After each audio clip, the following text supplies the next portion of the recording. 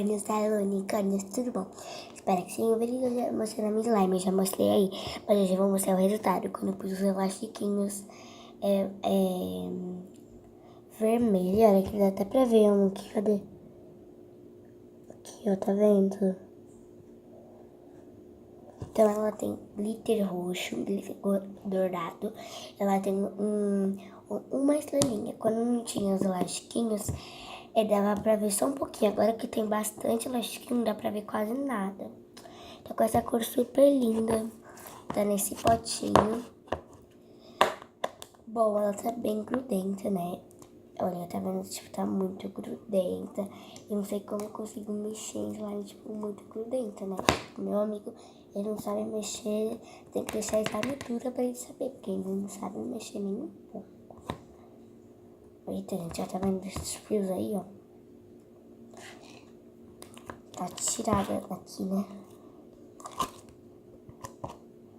Eu amei o resultado, porque, tipo, tá um resultado super lindo. Tá com essa cor super linda. Olha. Vamos ver se ela faz aquelas coisas lá. Que você não viu, vocês vão lá. Vai, continua fazendo aqui, ó. Faz o bubble box, ó.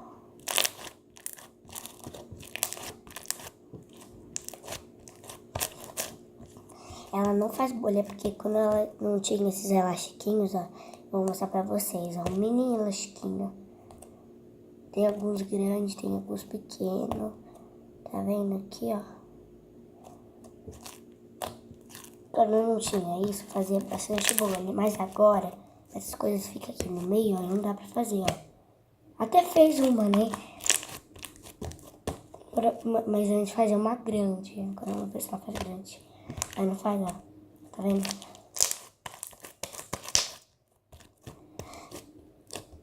Já, muito bom. Põe nos comentários se vocês querem que eu grave o vídeo como mexer em slime.